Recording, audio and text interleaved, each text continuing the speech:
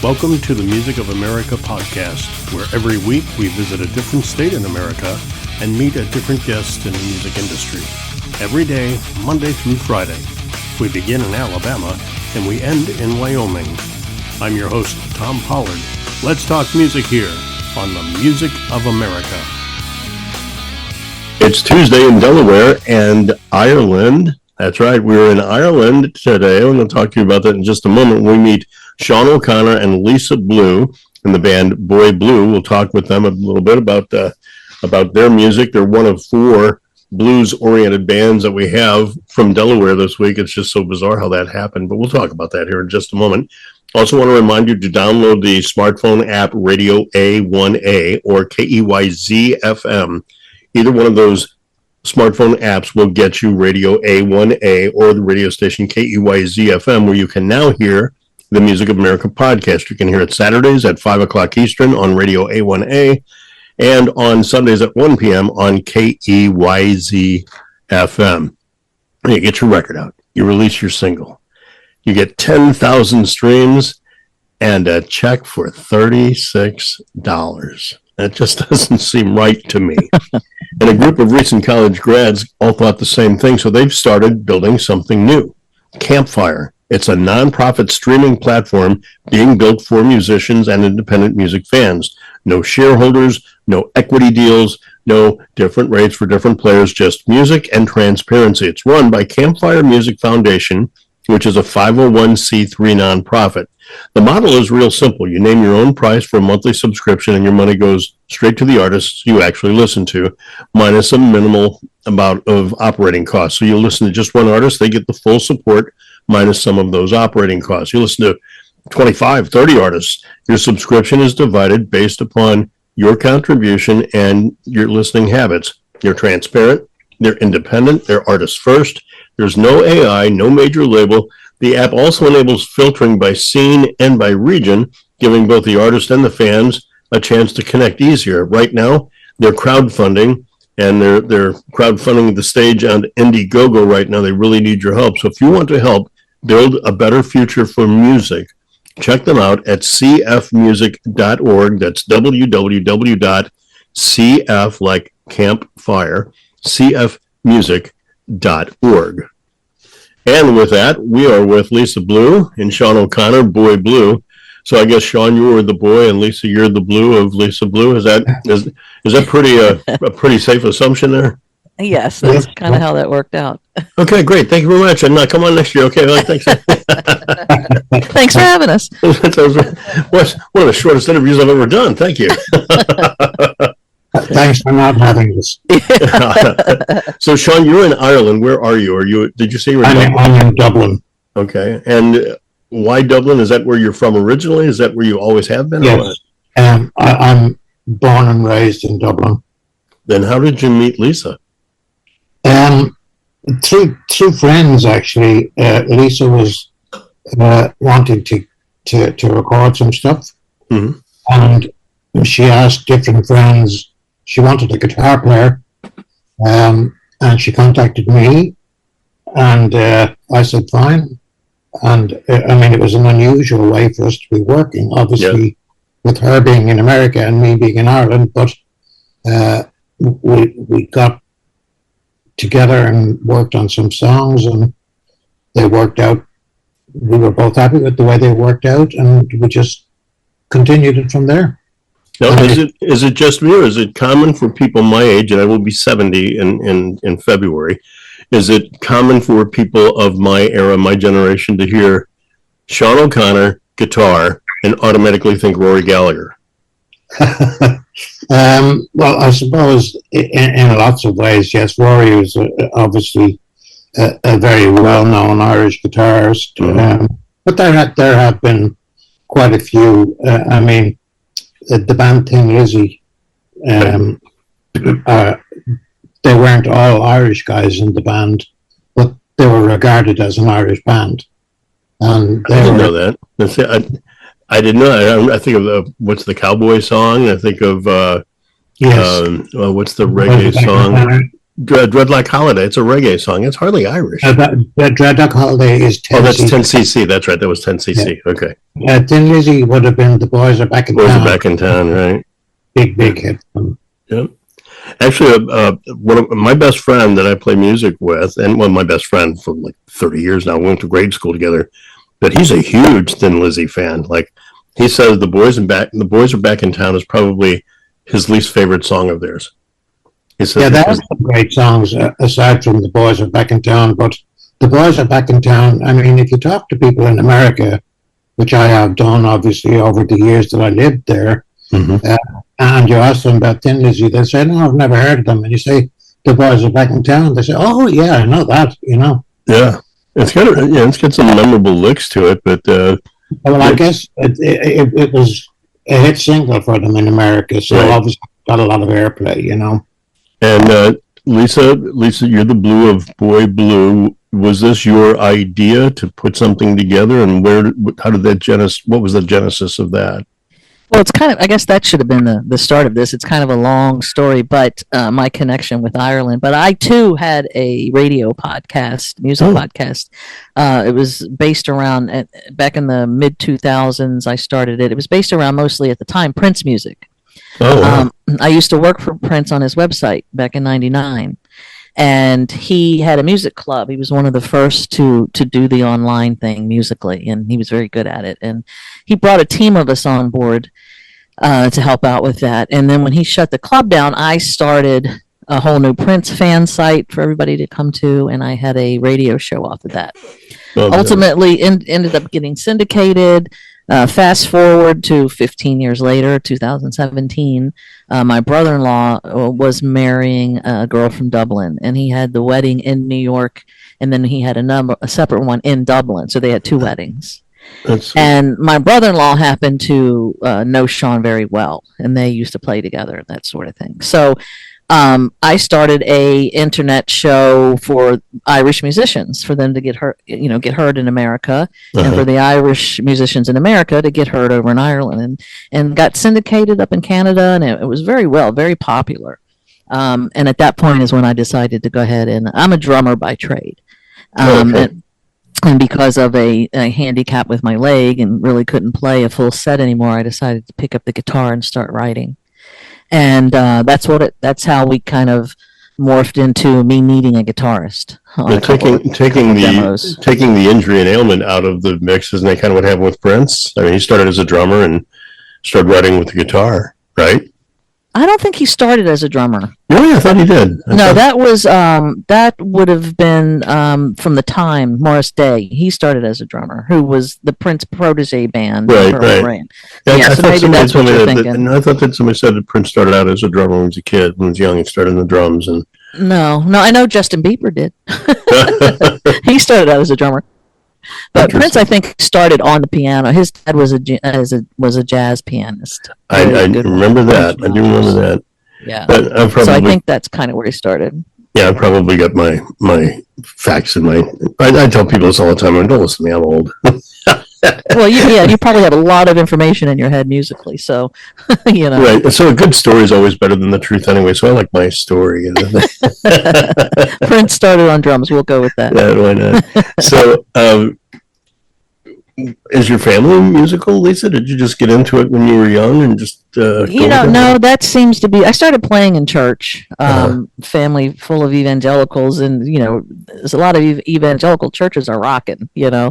And I started playing drums. I was about 12 years old in church. That was my first band. Wow. And just all through teenagehood and all through my 20s, and then started writing and producing and getting involved with people in the industry and in the studio and that sort of thing. So no, to answer your question, I found some distant cousins that are in the music business. One of them's mostly country music. One of them was actually on CMT's Next Superstar. He was the runner-up, and that was like country's version back in 2011, I believe, of American Idol. It was the same producers, actually. Oh, okay. So that's the only musical that I could find in the family. Like, I'm an alien, I think. Dropped off. It's just so funny that so many of our guests here, surprising number, have no musical talent, not talent, musical genealogy. You know what I mean? Yes. There's a lot that do. You know, my dad played, my grandmother played, my mother, but there's so many that said, no, I just kind of picked it up. Yeah. I picked up the guitar. I don't think Sean, anybody in your family play? No, Yeah, I didn't think so. Um, But he's Irish. He can't help it. He's music. Yeah. It's in the DNA. Yeah, there you go. the thing about music in Ireland is that it wasn't, when I was going to school, music wasn't a subject Really? in Ah. school.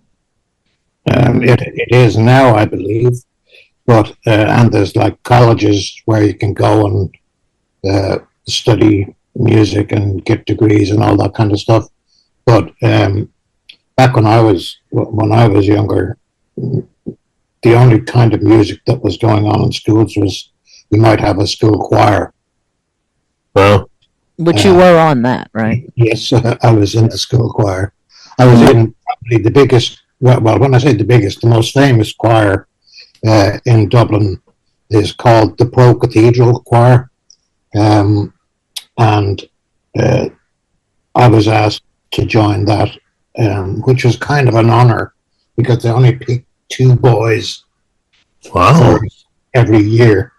And I was one of the guys that was picked for it. Again, the audition and sing for them, you know, and he goes around. Excuse me, I believe about 600 schools he goes around and he checks them all.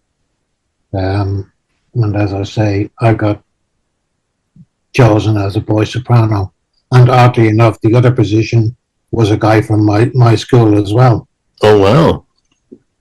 Were you a vocalist before you played instruments? And then if so, what got you into guitar? I was a vocalist before I played instruments, and I was late to playing the guitar. I didn't really start playing the guitar until I was 21. Oh, wow. Were you in college or anything? Or? I didn't own a guitar. And funny enough, we were talking about Cork earlier on. I bought my first guitar from a guy in Cork who was retiring from one of the show bands. And he gave me a guitar and an amplifier and a wah-wah pedal and a couple of other bits and pieces that I had no idea how to use. But I bought them all. It was a great deal. Yep. Everything all thrown in. And I bought them, and I just started learning then from listening to records and just took it myself from there, and then started playing with, you know, part-time bands, cover bands. And then I got to the situation where I wanted to be writing my own material. So I formed a band with some guys that were interested in the same things that I was. And these four guys from Liverpool by any chance? And they went on and did other things? Or? No. No. And it's funny, the band I was in, we got compared to them quite a lot, and the reason was because our bass player was left-handed as well. Oh, no kidding. How funny. So, and there was 4 of us in the band. Sean, do you remember the first song you learned? The first actual electric guitar, or I guess electric, you said amplifier, so the first guitar song that you first really guitar song that I learned, it would have been probably Messing with the Kid, which is an old blues standard. But Okay. Rory Gallagher had an album called Live in Europe, and I think Messing with the Kid might have been the opening track on the album. It was a live album, obviously, and I started noodling around with guitar, trying to figure out what he was doing, and eventually, I mean, I started off really, what started me off playing the guitar was acoustic guitar. Okay. And there are 2 people that I listened to quite a lot because I liked them, I liked their songs, and they were easy to play. And that was Cat Stevens and Neil Young. Oh my God, you're singing the choir here. And one of the first songs I learned was probably Father and Son, and Words Are Down by the River, one of those 2 by Neil Young. Right. Yeah. I mean, you know, as I say, I liked the idea of just the acoustic guitar and a guy being able to actually do a song. Yeah. You know, just on his own, accompanying himself and singing, and that's what I was doing in my bedroom, basically. Just I had no aspirations about joining a band or anything. And then, as I say, I got the electric guitar shortly after that, and I started to get more into listening to things on the record player which we had in the house, listening to things over and over again and putting the needle back and trying to figure out what was being played. And eventually I just taught myself and took it from there. Tell you what, YouTube makes it so much easier these days because there's so many guys out there that are saying, well, here's how I do it. You can just pop on a YouTube video and watch and see how they're playing this or that. Yes. So, Lisa, the early days with Boy Blue, was the band Boy Blue immediately once you brought Sean on? Was it already Boy Blue and you needed a guitar player? Or No, actually, it was me doing. I was actually going to be taking some. I got into Berkeley, so I was going to be taking some classes, and I had to submit some things for some classes I was taking, and so I needed a guitarist. And then I think it was actually Sean. He said, "You want to put a band together?" And at the time, the pandemic had just started because we're talking July 2020 when we started working together. So, you know, it was a good, year and a half before the borders even opened up so that Sean could come over for the first time, and we were able to do our first live stream. So, you know, he had talked about, I don't know, I think he had thrown the name Boy Blue as far as him wanting to do a record label one day and call it Boy Blue. And I said, well, wait a minute, that would be a great name for our band. You know? So that's kind of how it came about. It was kind of when you first started, when you were practicing and COVID was going on, were you sending each other like audio files and say, well, here's like Sean, you might say, well, here's what I've come up with on this song. What do you think of that?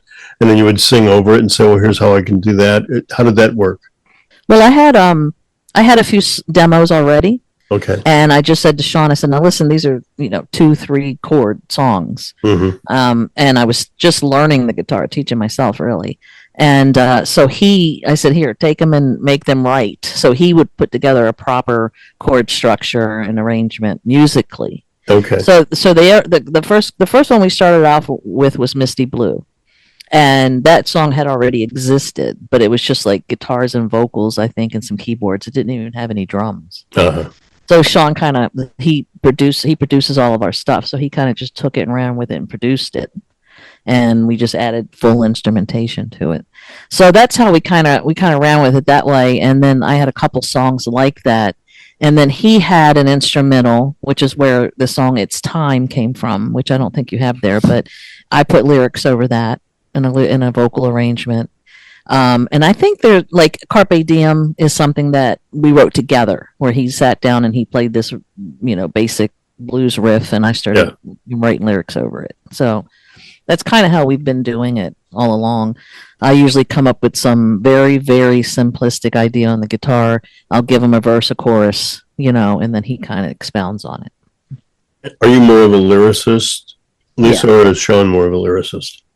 I write all of our lyrics, but Sean, he has a whole solo album himself and a whole career there that he's written his own songs, and wrote his own lyrics and everything. It just so happens with Boy Blue that I've some of the songs already had lyrics, and then I've been the one writing the lyrics as we go along.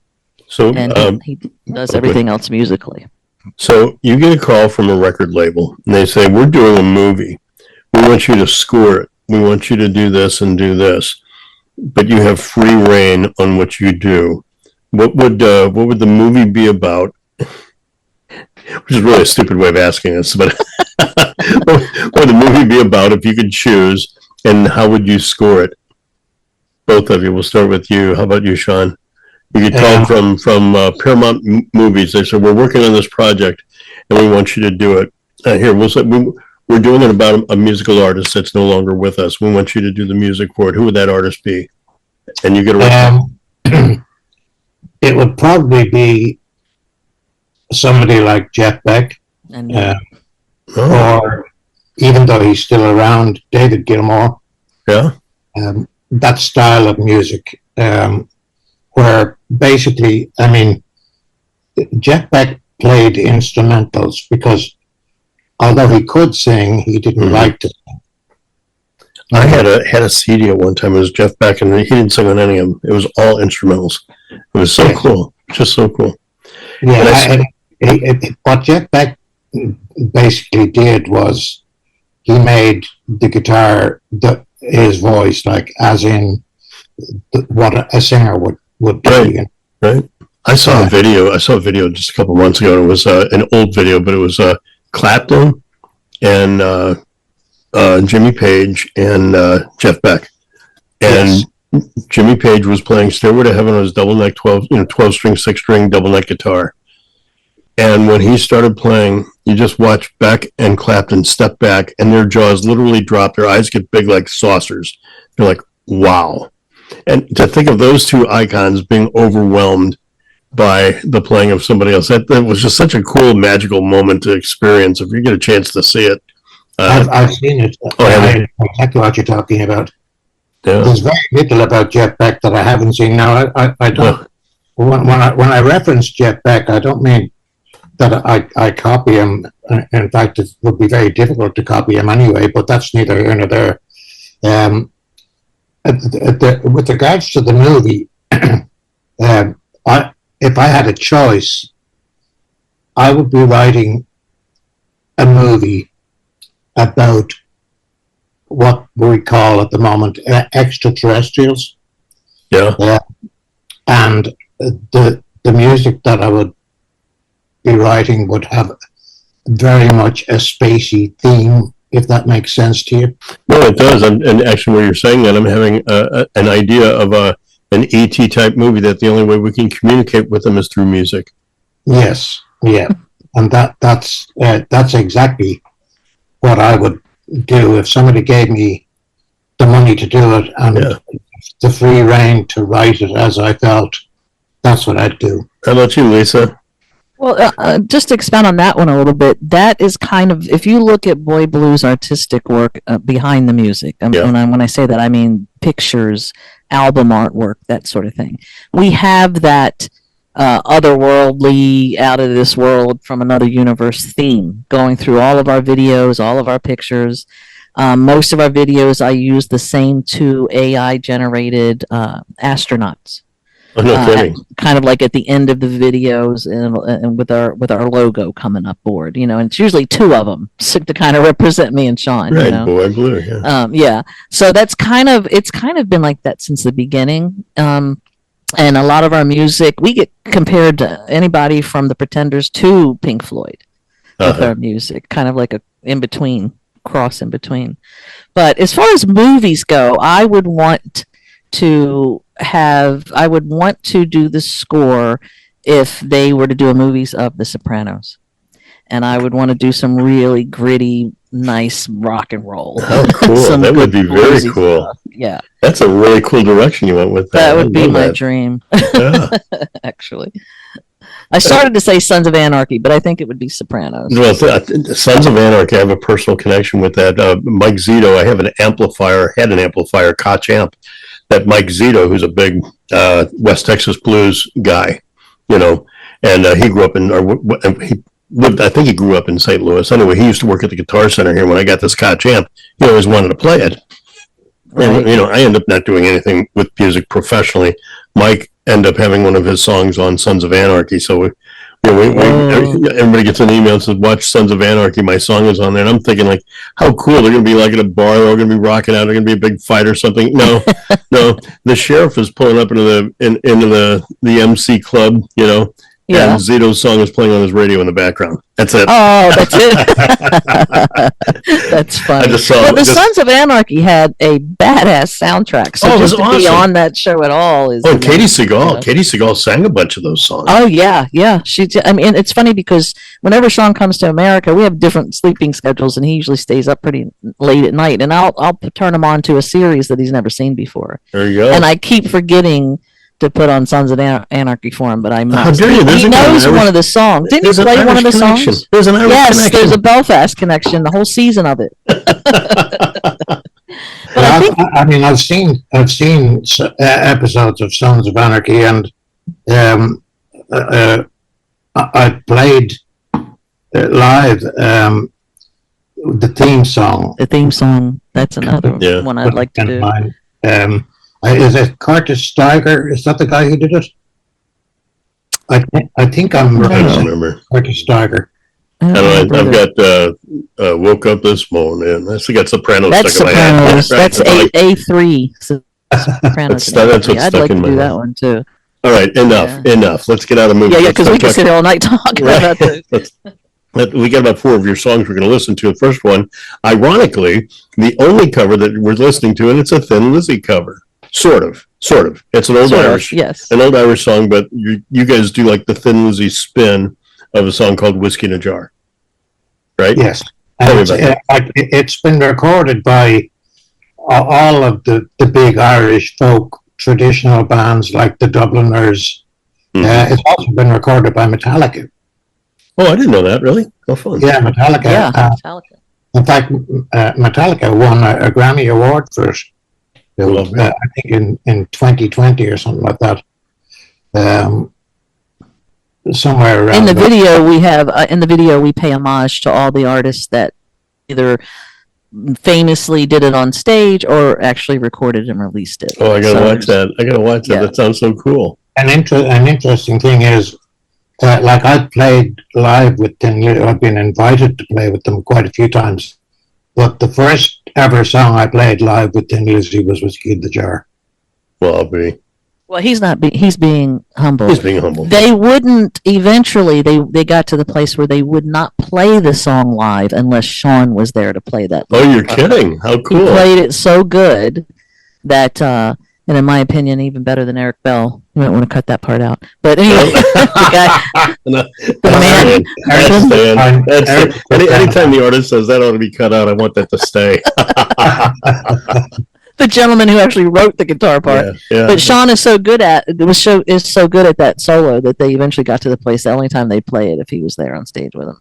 Well, we've wet everybody's whistle enough that we should play it. So here's Whiskey in a Jar, the first of 4 songs, coming away from Boy Blue here on the Music America podcast.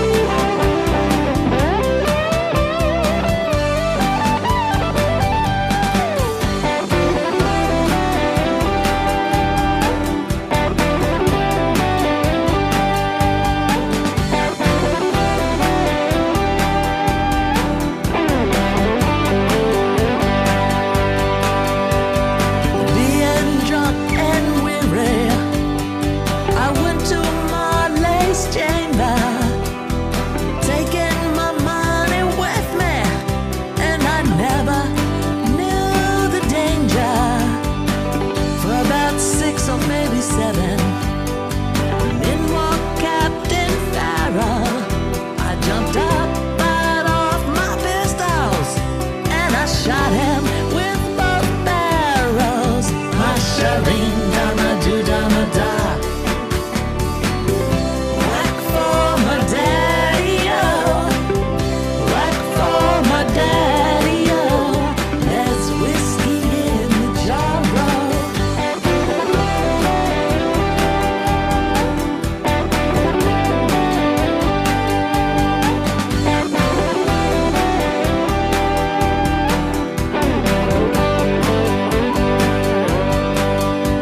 Now some men like the fishing, and some men like the fowling, and some men like to hear the cannonball a roaring.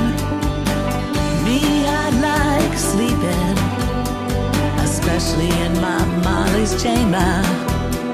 But here I am in prison.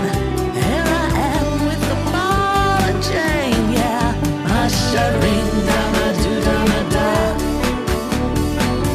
Whack for my daddy-o. Whack for my daddy-o. There's whiskey in the jar, bro.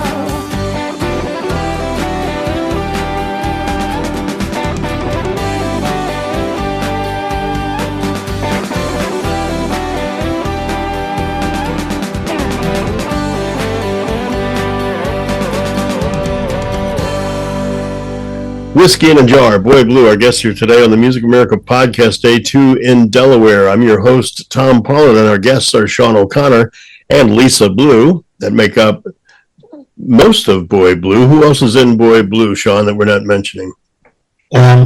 We've got two brothers in the band, one who plays guitar and one who plays bass, Mhm. Terry and Tom. And our drummer is Russell. And we have a keyboard player called Gail Vogel. She's also has her own studio, and she does a lot of recording and Up in Baltimore. get her to master stuff for us in Baltimore. I'm seeing a vision. I'm seeing a guest from Maryland coming up soon on the Music of America podcast.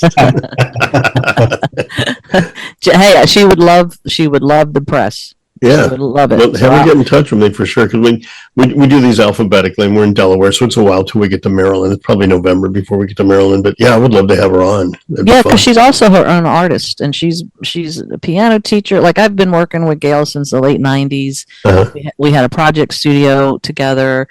We were in a band called Jaded Sister together. It's just one of the most amazing keyboard player and MIDI specialist was No kidding. always her thing. Yeah, like she can play the whole band on her keyboards, and you wouldn't even know what was going on. You know. That's fun. So, but yeah, she's on board as our keyboard player too. And Lisa, like Sean went through the list of the band. Are there other players that fill in every once in a while, like an occasional sax player, occasional bone player, something like that? Not at this time. Not a sax player anyway. In terms of recording, I recorded with Clarence Clemens quite a bit. Clarence was living in a place called Singer Island in Florida. Uh-huh. My band used to go down and play in Florida quite a bit. We used to play in Singer Island. The bar was called Fathoms, a nice sized place with a really good PA, like a very high end PA. Uh-huh. And Clarence used to come and play with us all the time in there. And we used to go down to South Beach and then out to Margaritaville, Jimmy Buffett's place. Yeah. And that was a real cool thing. You'd play for 5 nights in a row, and you lived upstairs. They actually had accommodation for 9 people. Well, since you brought it up, and we're playing your music, we had a certain format of how order we were going to do the songs. Let's bounce it around a little bit. You've got a song called "Baby Don't Leave" that features Yes. Clarence Clarence Thomas, right? Clarence Thomas. Oh my God! Listen, I have done the same thing, so do not feel bad. I called him Clarence Thomas myself. Live from the Supreme Court, it's Clarence Thomas on saxophone. God. So let's do that song next. We'll do another bottle a little later on here, but let's talk about "Baby Don't Leave." Then, how did that happen? How did that evolve? Well, Baby Don't Leave. I'll let Sean tell you in a minute, but Baby Don't Leave was already a hit record that Sean wrote with the Lookalikes back in 1982. And just real quick, the Lookalikes themselves were very famous in Ireland. They had they were on Riva Records with Rod Stewart and John Cougar, I think, or it was John Mellencamp at the time. He only had one last name at the time. So he's well established in Ireland. He's a legend. He's already famous over there. And Baby Don't Leave was one of their hit singles, recorded in 1982. So, Sean, I'll let you take it from there, Sean. Yeah, when we were playing in Florida,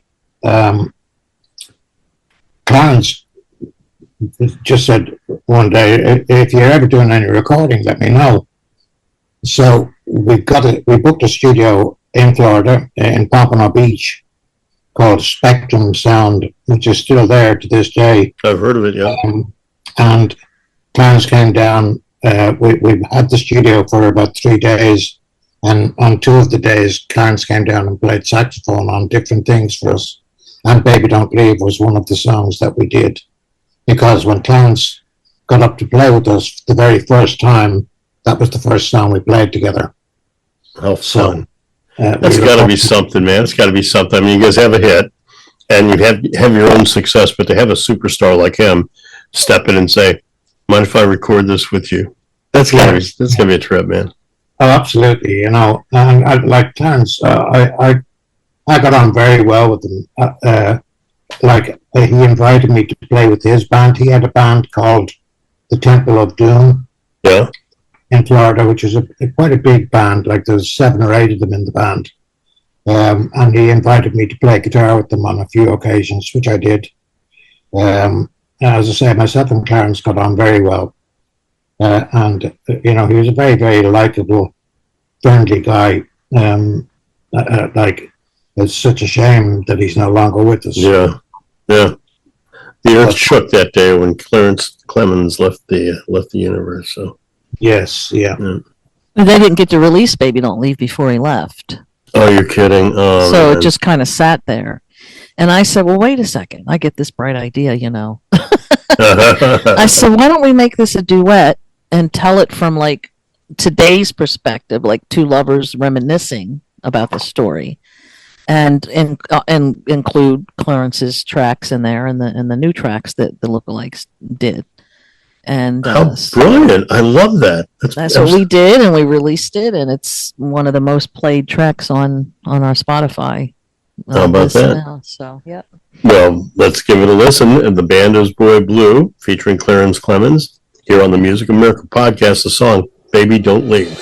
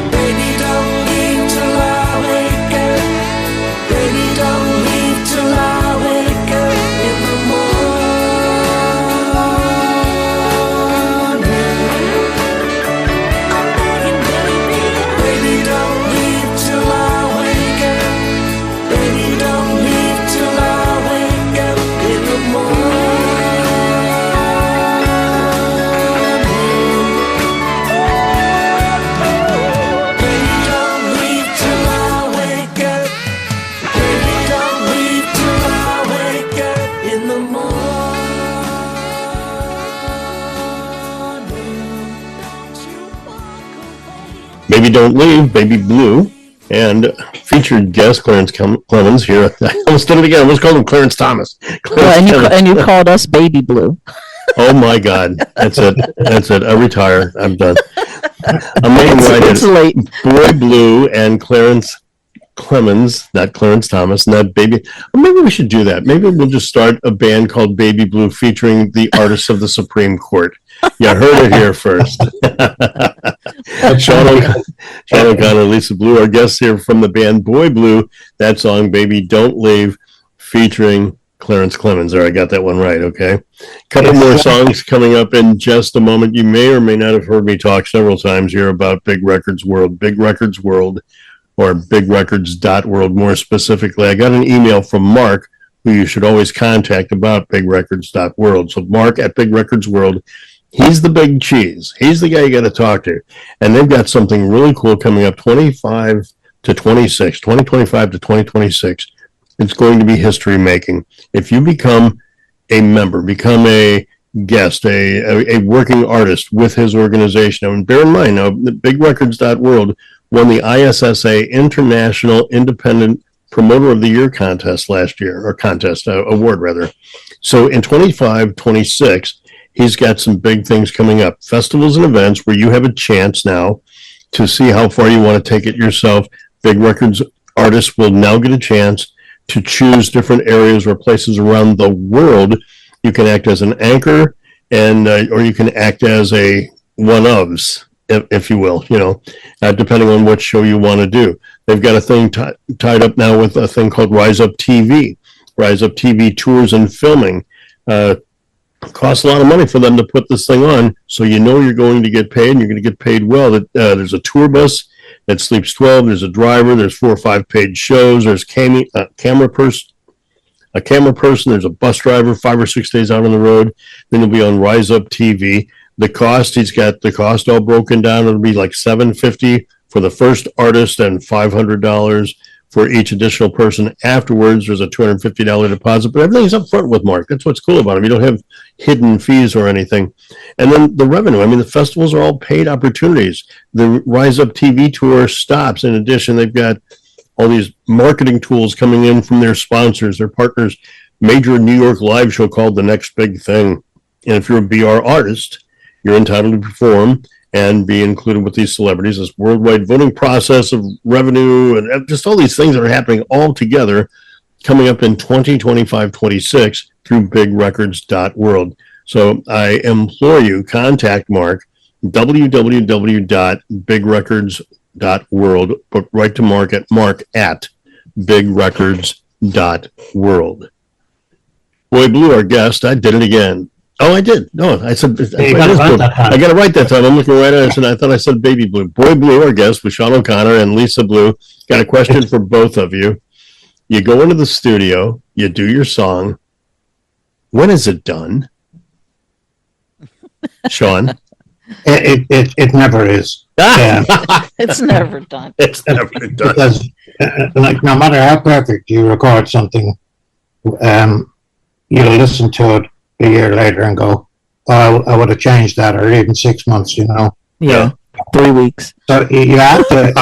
Made 3 minutes. Yeah. You really have to just try, and it's very difficult for you to be objective about yourself. Mm-hmm. You have to be objective and say, right, that's done, and it's done to the best of our ability at the moment. And if it needs to be revisited later, then we do that, But for the most part, when the song is finished, then it's time to promote it and get that sort of stuff done. It's funny actually that you called us Baby Blue, and the reason why is because there's a song called Baby Blue, or to give it its full title, It's All Over Now, Baby Blue. And it was the last song played in the series Breaking Bad when Walt died. They actually played the Badfinger song. That's right. It's All Over Now, Baby Blue. Wow. I'm gonna have to go back and watch the Now I gotta episode now. go watch the 9 seasons of Breaking Bad just to get that song. Or at least the last episode. That's right. How about you, Lisa? When is the song done? You sound like me. It's never done. It's never Yeah, done. it's never done. And Sean and I are both perfectionists, and you Mhm. know, in that way. And you know, it's just it never is. It's easier because we are known for doing originals, but we're also known for doing renditions or covers, but kind of our way. Uh-huh. So it's a little easier with originals to be done because nobody's heard the song or know what it's supposed to be anyway. You Right. know what I mean? It's our interpretation. But when it comes to our covers, like we want to honor the song. We want to same just like the one we did with Whiskey in the Jar. We want to honor it. We want to be as close as possible, but yet our own twist in there too. Not be we don't want to be a karaoke band. you know? Right. Well, I really So dig it's- like what Clapton did like with Layla. You know, when he revisited that, he came back after, you know, that iconic rock and roll song. He came back and did it as a solo acoustic piece, and it's just Yeah. so cool and laid And back. made it, yeah, he had another hit record again from Yep. Yep. that Good second marketing. version. Good Yeah. marketing. Yeah, and an example would be we didn't give it to you, but it's up on our website. We won an award out of the UK for our rendition of Bad Moon Rising, and what we did was we just totally kind of made it marchy and just rocked it out. No kidding. How fun. I Yeah. got to check that out.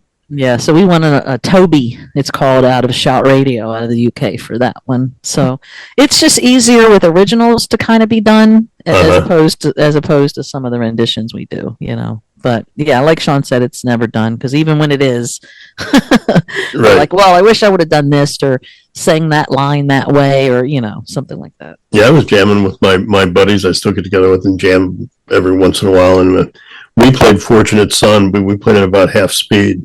And I Oh. played it on my 12 string. And it was just so cool to just reimagine that song. And I love doing that. I love it when people do that. They take a song, you know what it is. You're sitting there like, I know this song. Like, oh, that's Yeah, it's just a different interpretation of it, you know. yeah. Yeah. So tell me about the next song we're going to listen to. It's Another Bottle. It's called Another Bottle. Was that yours, Lisa? Did you write that, or was that Sean's? Actually, Another Bottle was written by David Sandler, who was the drummer of the American Lookalikes, the band that actually played with Clarence and Oh, okay. Sean's band then. And he had already written that song from back in the 90s, and Sean had done some guitar work on it. And Dave sent it to me. It had a gentleman singing and it was like a piano. It wasn't a full band. Mhm. And he sent it to me about playing it on my show because I told you I had Right, yeah. a show there. And I said to him, and I didn't for some reason see the email till a year later. Oh, wow. And I listened to the song and I said, well, hang on. I said, can we cover that? Can we just do the song? I said, you know, kind of, we may had to change some things once Sean got a hold of it because we had to add a full production to it, you know. Okay. So it was written in conjunction with the drummer of the Lookalikes, David Sandler. That was the American Lookalikes. That's the American. Is that what it was called? Yeah, that was Okay. American. So the lyrics and everything were already in place. Yeah. How'd that feel, Sean? I mean, you know, I've got great memories of Dave, and we're still very, very close friends up to right now, you know. Yeah. And I had gone over to America. I used to go over and back quite a bit and do gigs, and he asked me would I do a little bit of session work for him. And Another Bottle was the song in particular that he wanted me to play on. And he said, I've done quite a few songs, he said, but I'm really sorry now, he said, because I used New York session guys to play the guitar. And, well, in his opinion, they weren't as good as me. I thought they were very good, but into there. So when the idea of us doing the song came up, I said, well, we want to, because it was just a piano and vocal. That's the way it was presented to us, you know. Mhm. And I said, well, we can blues this up here. And I talked to Dave about it, and I suggested certain things, and he said, you could just go with it, do whatever you want with it, kind of thing. So I did an arrangement for it, and you know, I made it more of a guitar-driven blues song than just a piano and vocal kind of song, you know. And it's one of our most popular songs to date. Let's listen to it. The song is called Another Bottle, Boy Blue, here on the Music of America podcast.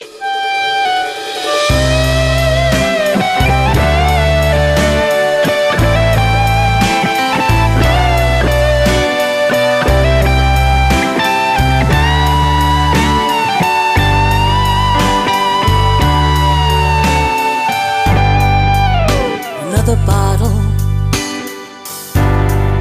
something on his tongue. Please, no more bad news.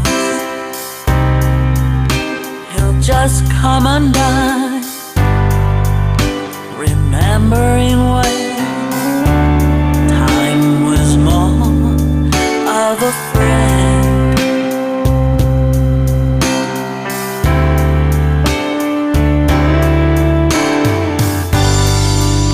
Another pint, just one more shot. Sings another sad song, and he gives it all he's got. Remembering when time was more of a friend.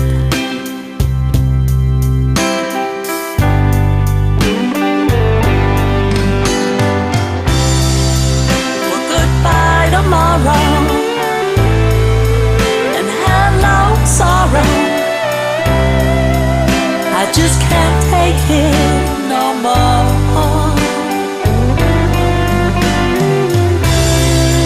Sitting on the sideline, tired of being a lifeline, and I just can't take it no more.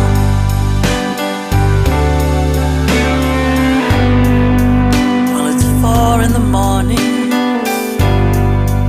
and it's time to go.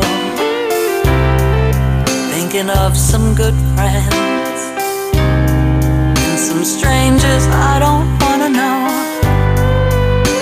Remembering when time was more of a friend. Oh, yeah.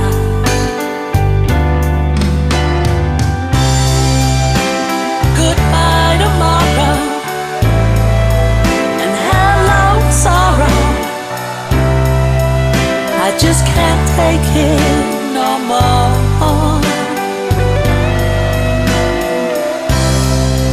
Sitting on the sideline, tired of being a lifeline, and I just can't take it no more.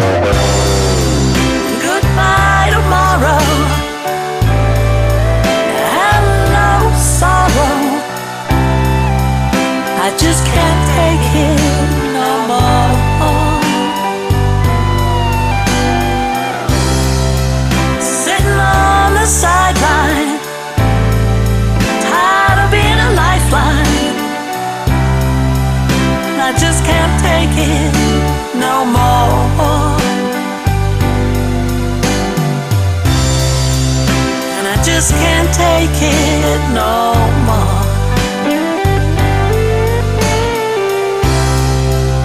No, I just can't take it no more.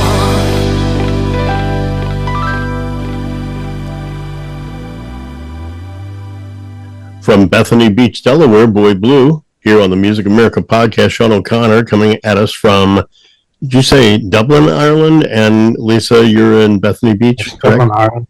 Dublin, Ireland. Yeah. Dublin, Ireland, Dublin, Delaware. It's one of those two, I guess, right? Yeah, Dublin, Delaware. There you go. We go back and forth all year long, so we're both in both places at any given time. Yeah.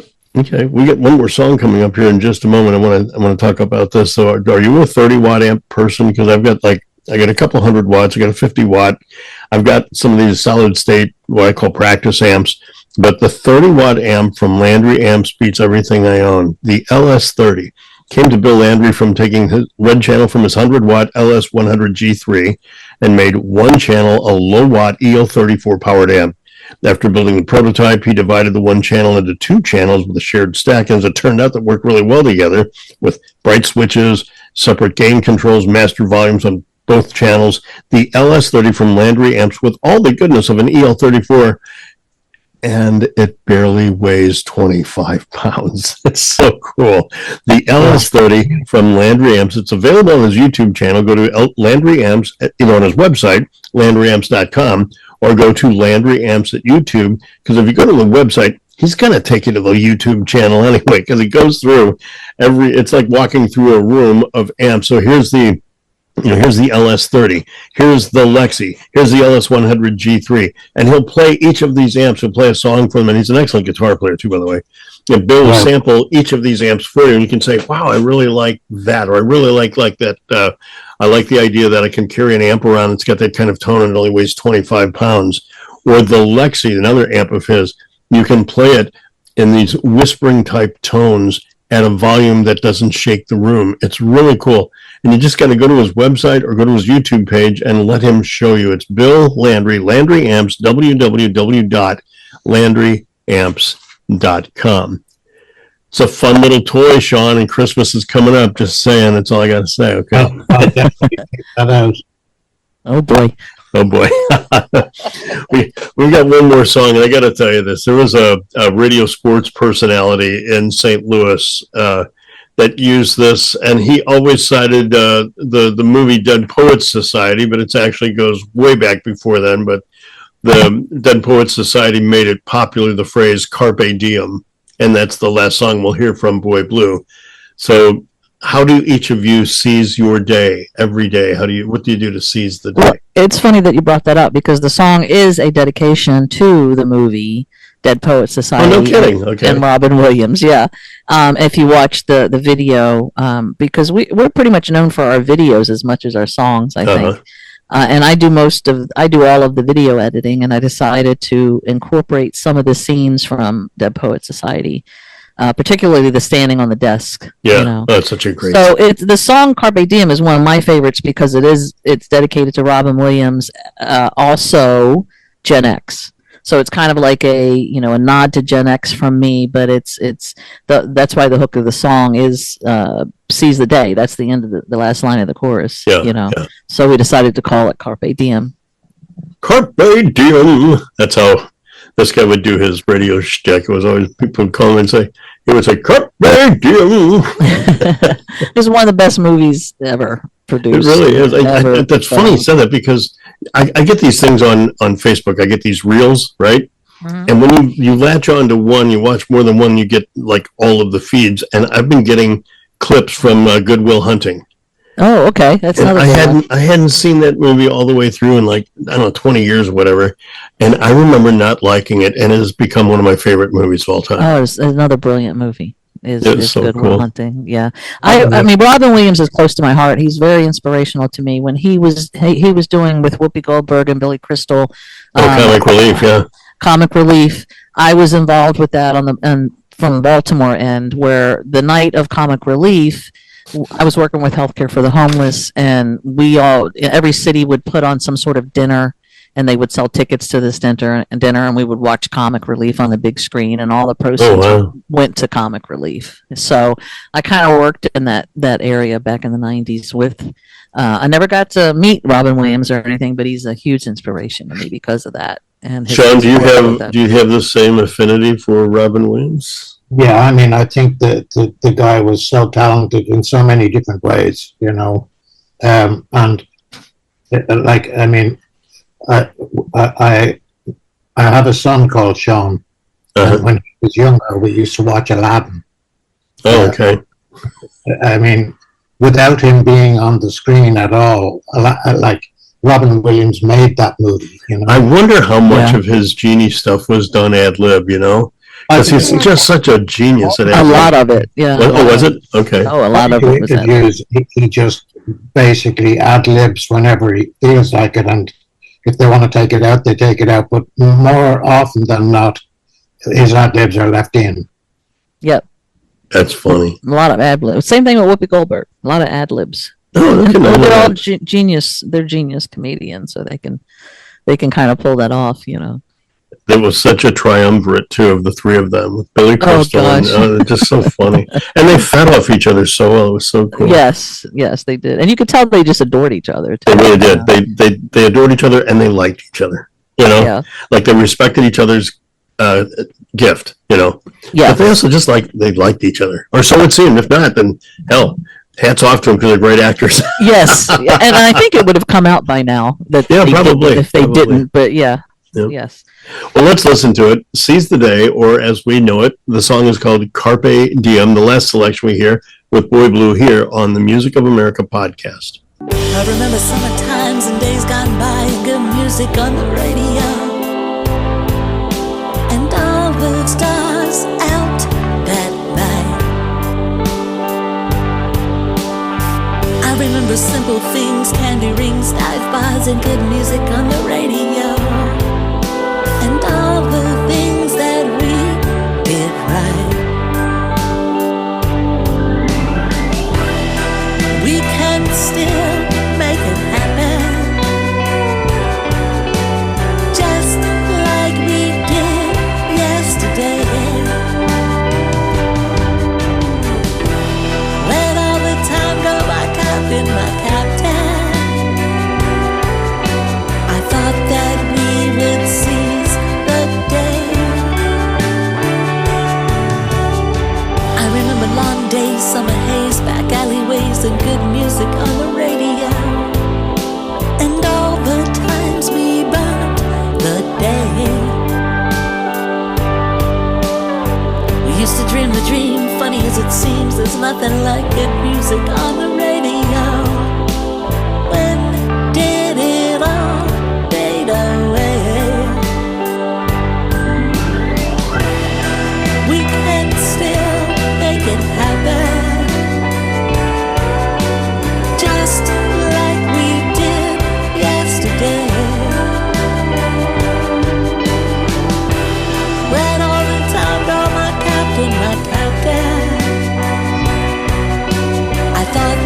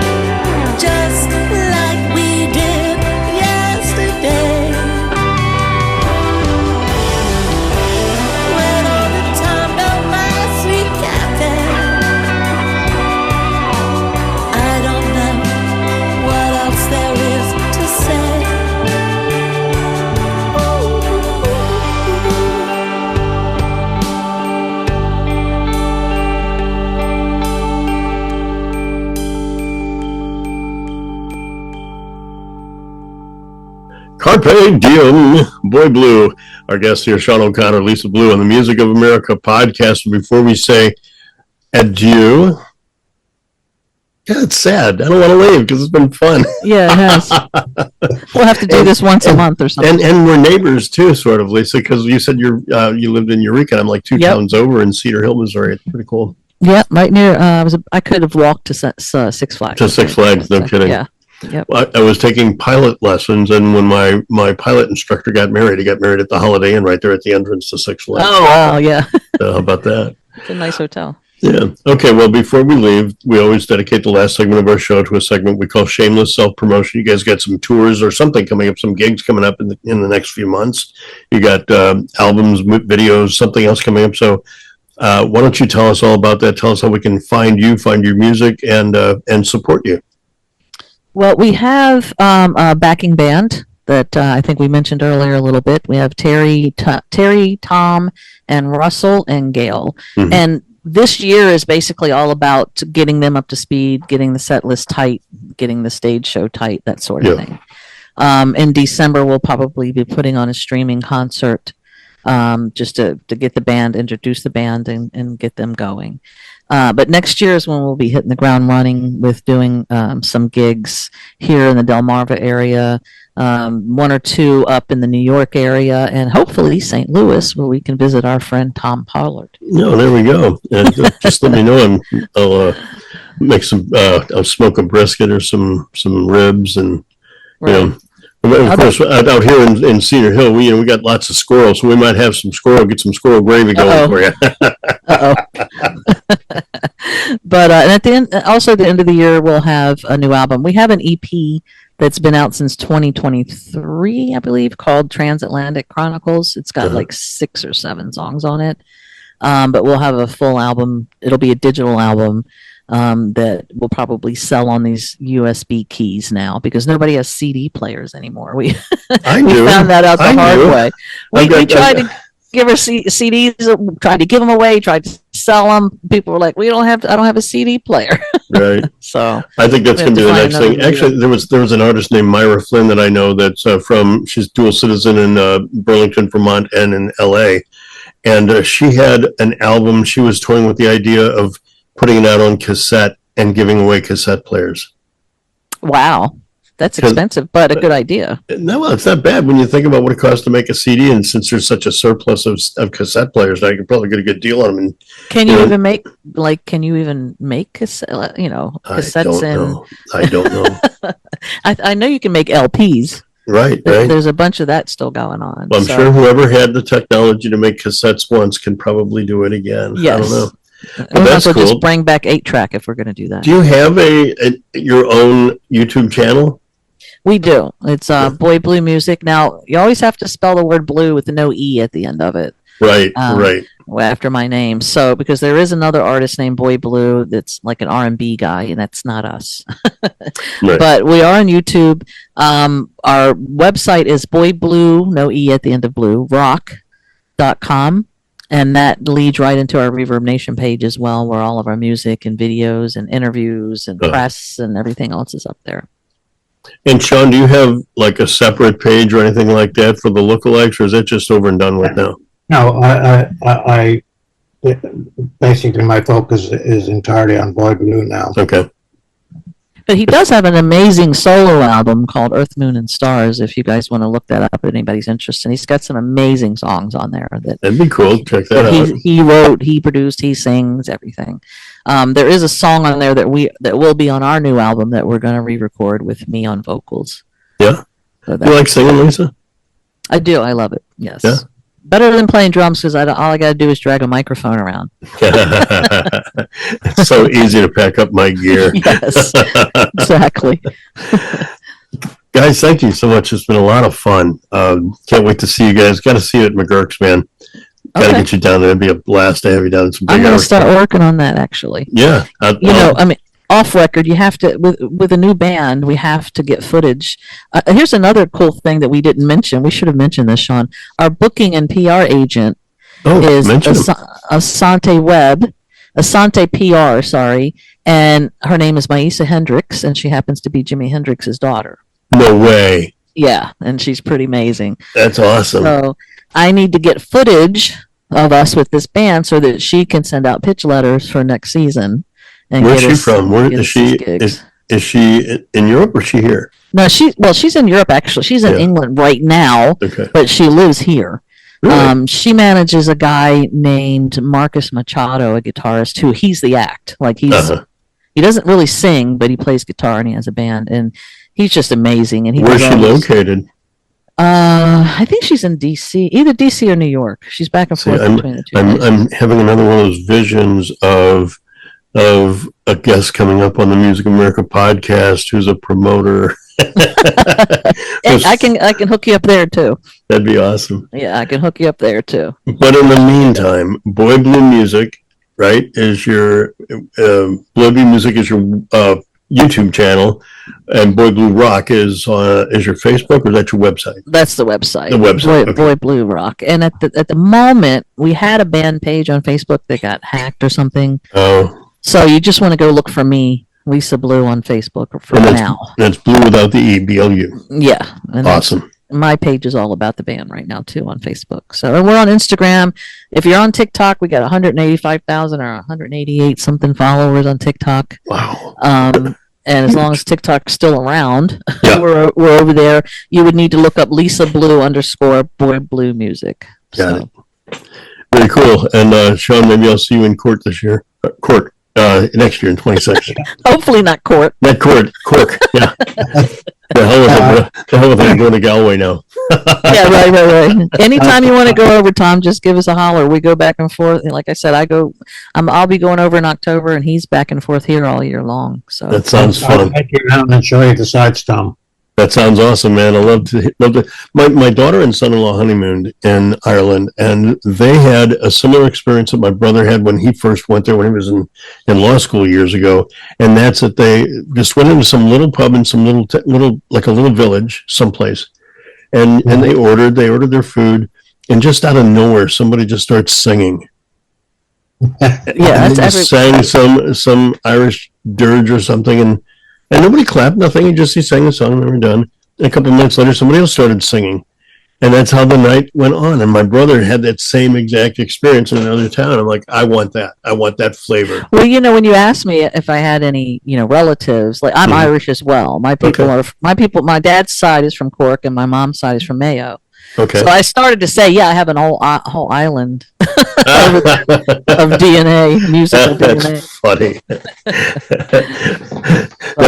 Now, why did that remind me of oh shoot, what was it? Braveheart, where the Irish guy said, "I told you, it's me island." The Irish, Yeah. coming in, the Irish for that. Anyway. Exactly. All right, well, guys, thanks. We're gonna cut this off. We're going to talk all night. So Yeah.